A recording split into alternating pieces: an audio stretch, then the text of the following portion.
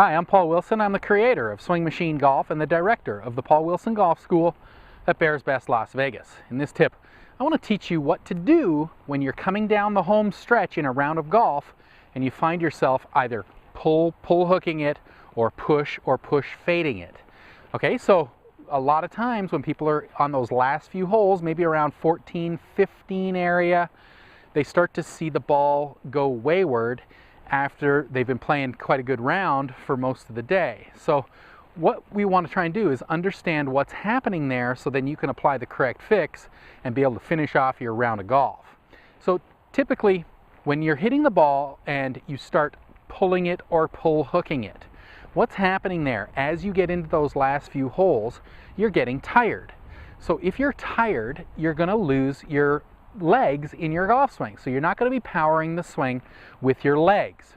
So if that's the case, you're going to be in a situation where you're at the top of your backswing and you're going to start hitting with your arms. In that process, your body will tilt forward and that will send the golf club over the top. Now, if you square the face, you're going to hit a pull. If you roll it over, you're going to hit a pull hook. And if you put the brakes on, if you tighten up a little bit, you're going to hit a pull slice. So the ball will end up spinning too much. Okay, so any of those shots that you're hitting as you're in those later holes, that's telling you that you're not powering the golf swing with your lower body. And I say that because if we're powering the swing with our lower body, that's going to cause our upper body to hang back or stay behind the ball as we're making contact. And in that process, that creates a path from the inside or slightly from the inside. So if we look at it from this angle here, if you're up at the top of your backswing like this and you're trying to hit with your hands and arms, you will lean forward or tilt forward. In that process, that sends the club over the top. If we're up at the top of our backswing like this and we're using our lower body, that's going to cause the plane to flatten and be attacking the ball slightly from the inside. So we want to recognize if we're hitting these shots or not as we're coming down the stretch. And then if you see that you're hitting those shots, what I want you to do is just do this drill. You hold the golf club off the ground. I know I've told you this a million times, and I'm going to keep telling you it because this drill is very, very important. So from right here, we hold the club up in the air. We do 2 or 3 practice swings up in the air. Okay, by holding the club up in the air, there's no ball to hit. So if there's no ball to hit, you can feel your lower body powering the swing.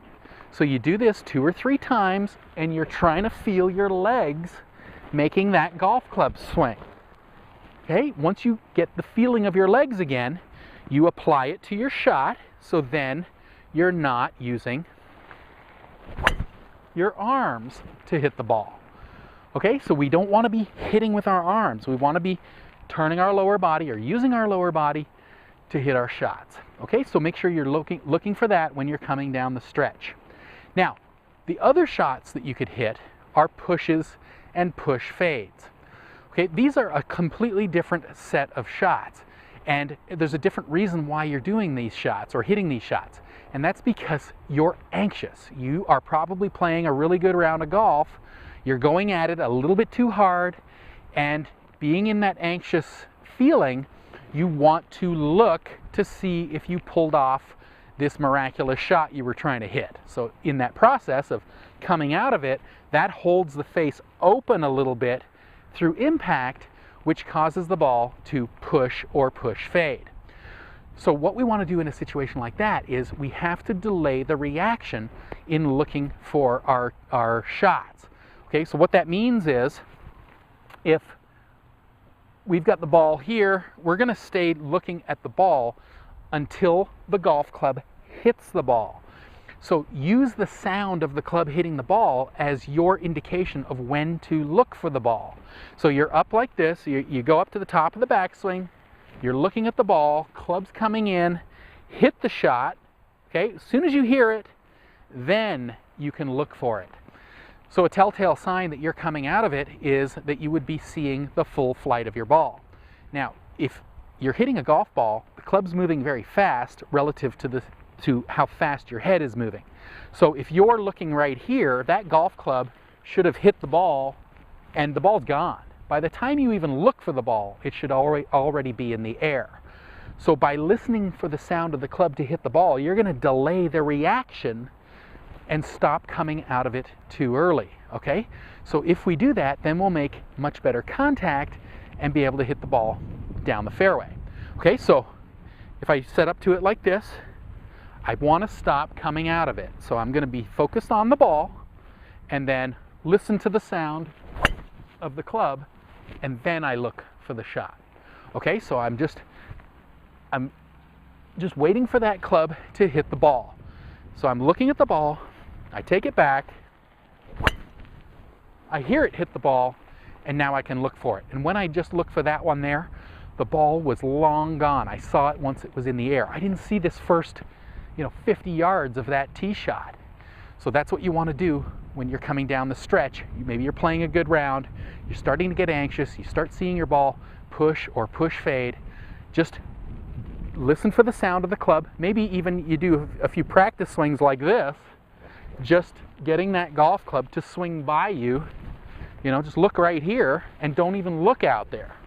Okay, so that's another quick way you can keep that, stay within the shot so you're not looking early. Okay, so do that, and then definitely listen for the club to hit the ball. Once you hear it, then you can look all you want. Okay, so make sure you're applying these things when you're coming down the home stretch in your next round of golf. Be aware of which shot you're hitting, pulls or pull hooks. Okay, then if you're doing those, make sure you're feeling the legs by doing that drill. If you're pushing it or push fading it, make sure you're more in tune with where the ball is. Hit the ball and then look for it. Okay, if you do that, you'll be able to finish off your round. Make sure you ask your questions, post your comments below. I'll try to get to as many as I can.